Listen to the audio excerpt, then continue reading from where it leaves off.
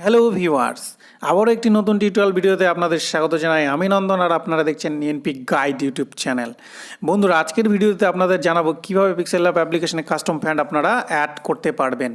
এবারে আসি custom font কি। কাস্টম ফন্ট হলো সেই ফন্ট যে ফন্টটি আপনি আপনার পিক্সেল ল্যাব অ্যাপ্লিকেশনে আগে থেকে ইনস্টল করা পাবেন না, অর্থাৎ আপনাকে যে কোনো সাইট থেকে ফন্ট ডাউনলোড করে সেই ফন্টটিকে আপনার পিক্সেল ল্যাব অ্যাপ্লিকেশনে অ্যাড করতে হবে।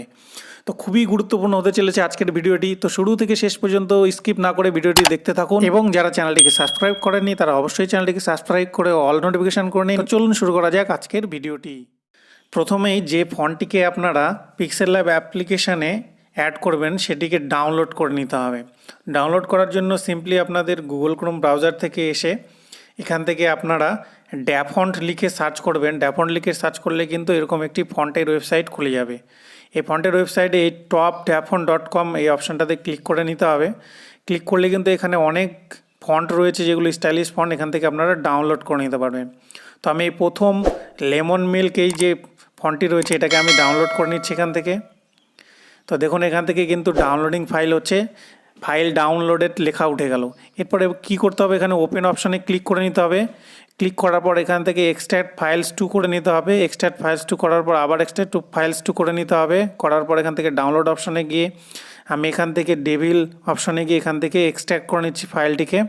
তো আপনারা আপনাদের মোবাইলের যে কোনো ফোল্ডারে কিন্তু এটাকে সেভ করে নেবেন। তো ফিনিশড এক্সট্রাক্টিং হয়ে যাওয়ার পর এখান থেকে ব্যাক অপশানে চলে আসতে হবে। ব্যাক অপশানে চলে আসার পর আপনাদের কী করতে হবে, পিক্সেল ল্যাব অ্যাপসটিকে ওপেন করে নিতে হবে। পিক্সেল ল্যাব অ্যাপসটিকে ওপেন করার পর এখান থেকে ওকে অপশানে ক্লিক করে নিতে হবে। ওকে অপশানে ক্লিক করলেই কিন্তু এরকম একটি থাম্বনেল কিন্তু আমি বানিয়ে রেখেছি। এই থাম্বনেলের আমরা ফন্টটাকে এখান থেকে অ্যাড করবো। তার জন্য আমরা কী করবো, যে কোনো একটি লেখার উপরে আমরা এখান থেকে ক্লিক করে নেব। তার জন্য এখান থেকে এটা লক করা আছে, আমি এখান থেকে লকটাকে খুলে নিচ্ছি। তারপর আবার ব্যাক অপশানে চলে আসছি। তারপর কী করব, কাস্টম ফন্টে ক্লিক করে নেব। ক্লিক করার পর এখান থেকে এই অপশানে এসে এখান থেকে আমরা কী করব, ফন্ট অপশানে যাব। ফন্ট অপশানে গিয়ে এখান থেকে দেখতে পাচ্ছেন মাই মাই ফন্টস রিসেন্ট। তো ফন্টস এখানে যেটা অপশানটা আছে এটা হচ্ছে আগে থেকে ইনস্টল করা থাকে।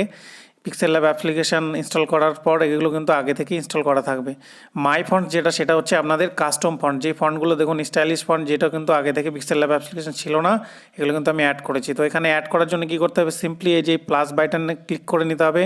করার পর যে ফাইলটিকে আমি যেই ফন্টটিকে আমি গুগল ক্রোম থেকে একটু আগে ডাউনলোড করে নিলাম সেই ফন্টটিকে আমি এখান থেকে খুঁজে নেবো। তো এই অপশানে ডাউনলোড ডেভিলে যাওয়ার পর দেখুন এখান থেকে কিন্তু আমি ফন্টে যে লেমন মিল্ক লাস্টেরটা এটাকে কিন্তু আমি ক্লিক করে নেব। ক্লিক করলে দেখুন অনেকগুলো কিন্তু এখানে ফন্টগুলো চলে এসছে। তো এখান থেকে অ্যাড ডিরেক্টরি সিম্পল করলেই কিন্তু, তো দেখুন লেমন মিল্ক বোল্ড, অনেক লেমন মিল্ক দিয়ে অনেক কিন্তু এখানে ফন্ট চলে এসছে। দেখুন স্টাইলিশ ফন্টগুলো চেঞ্জ হচ্ছে।